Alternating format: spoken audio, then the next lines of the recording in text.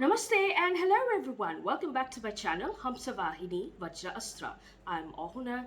In today's video, I'm going to share a mini book haul of Gothic books which I collected over the past 2 months because it would be Halloween season next month. So I just decided to do a mini book haul and share the books that I have managed to collect. So do please join me further in this video.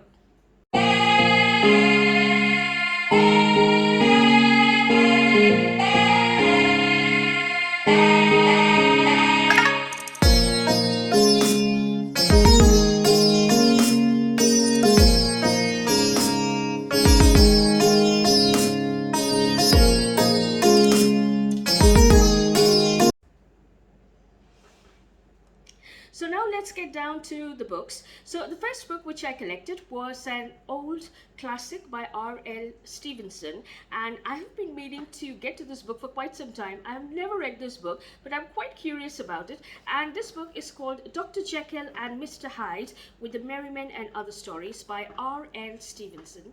And I hope you can see the cover.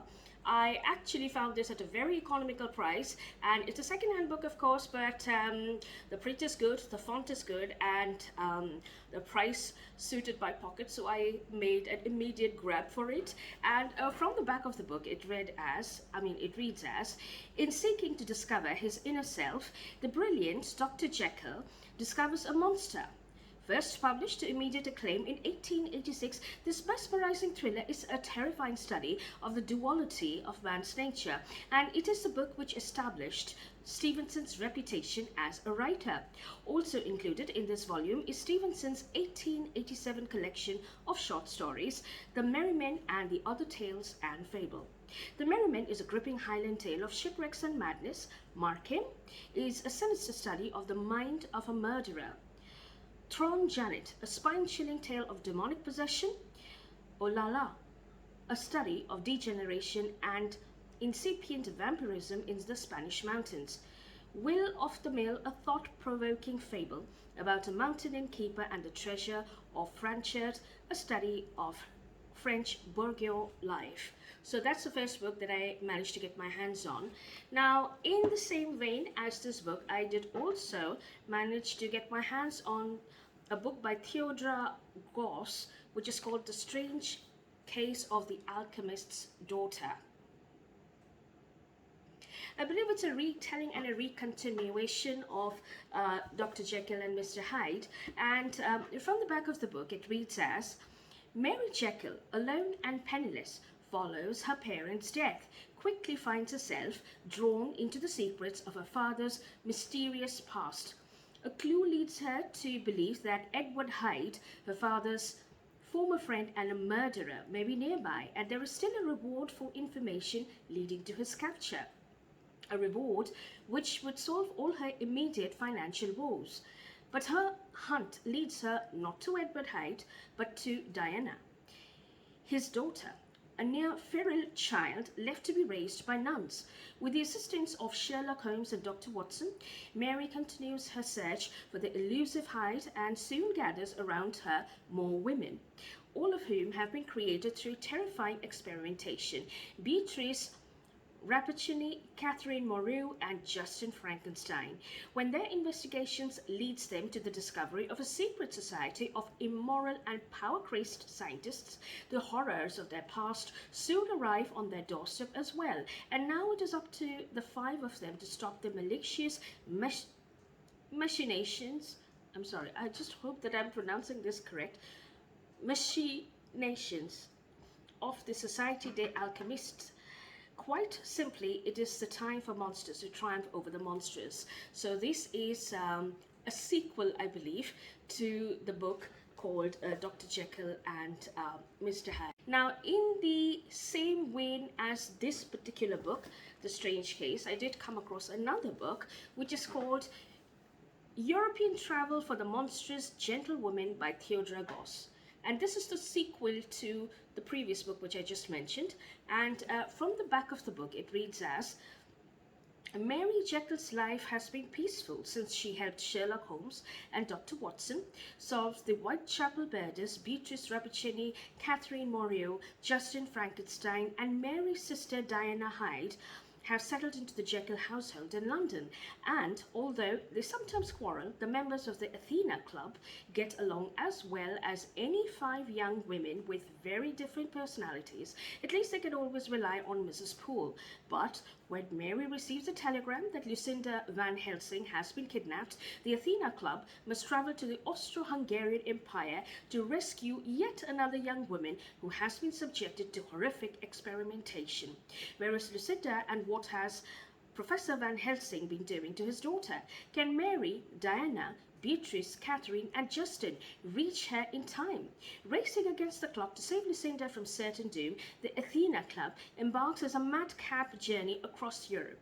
From Paris to Vienna to Budapest, Mary and her friends must make new allies, face old enemies, and finally confront the fearsome, secretive alchemical society. It's the time for these monstrous gentlewomen to overcome the past and create their own destinies. So that will be the sequel to The Strange Case of the Alchemist's Daughter. So I did find these 3 books very interesting and almost monstrous. So that was one set of collection which I made. The other book which I came across is called Lore by Alexandra Bracken. And I really love the cover of this book. It's very beautiful. And from the back of the book, it reads as, "Hunt or be hunted." In modern-day New York, a murderous game is about to begin, the Agon. Every 7 years, for 1 week only, Zeus punishes the gods and makes them mortal. Forced to walk the earth, they are savagely hunted by the descendants of ancient bloodlines who are eager to kill a god and seize their divine power and immortality. After her family was brutally murdered by a rival line, Lore pursues fled, turning her back on Aegon's cruel promises of eternal glory. For years, Lore has honored her parents' memory by doing one thing, surviving. For years, she has pushed away dark thoughts of revenge until now. As the next game dawns, Lore finds Athena gravely wounded on her doorstep. The goddess offers her an alliance against their mutual enemy and a way to leave the Agon behind forever. But Lore's decision to rejoin the hunt will come at a deadly cost and may not be enough to stop the rise of a new god with the power to destroy all of humanity. So that's another book which I found very interesting. And then another book which I did come across, which is a very beautiful cover, is by M.A. Carrick, The Mask of Mirrors. Now, there is another sequel to this book which will be released, I believe, somewhere in November or December, which I'm quite looking forward to, provided that I finish this one before that. Now, from the back of the book, it reads as, "Fortune favors the bold, magic favors the liars." Ren is a con artist who has come to the sparkling city of Nadazira with one goal. Yes, it is Nadazira with one goal, to trick her way into a noble house, securing her fortune and her sister's future. But her masquerade is just one of many. And as corrupt nightmare magic begins to weave its ways through the city of dreams, the poisonous feuds of its nobility and the shadowy dangers of its impoverished underbelly becomes tangled with Ren at their heart. And there's a lot of appreciation which is written over here, and I really love the cover. Of course, it's quite a book. However, I believe it's going to be very interesting.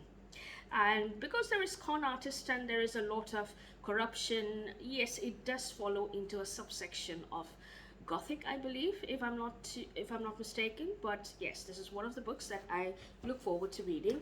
And there is another book which I did come across by Indra, The Devourers. So this is a book of crossroads and of animal shifters. So animal shapeshifters, that is. And from the back of the book, it reads as, "I'm a werewolf," he says. Smoke flares out of his mouth in curls that wreath his long black hair, giving him silver blue locks for a passing second. I don't see him throw away the match, but his foot moves to rub into the soil. In a dusty caravanserai in the 17th century, Mumtazabad, Syria, a young wanderer meets a man who says he's a monster. Their encounter fills her with revulsion and dread, yet changes her forever. In present-day Kolkata, college professor Alok Mukherjee meets a man who claims to be a werewolf.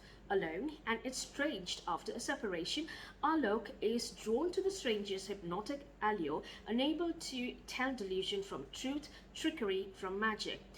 Beginning in the Mughal India at the foot of the Taj Mahal and culminating in the lush, dangerous forests of the Sundarbans in the 21st century India, The Devourers is a story about shapeshifters, hunters with second selves who prey on humans and live in the shadows of civilization.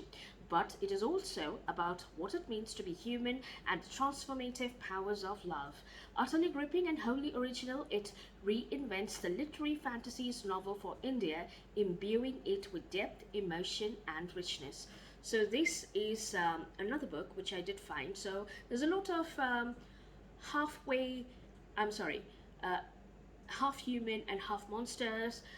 There are crossroads and everything which comes in between. So these are the few books which I thought would really be interesting to read in the Halloween season.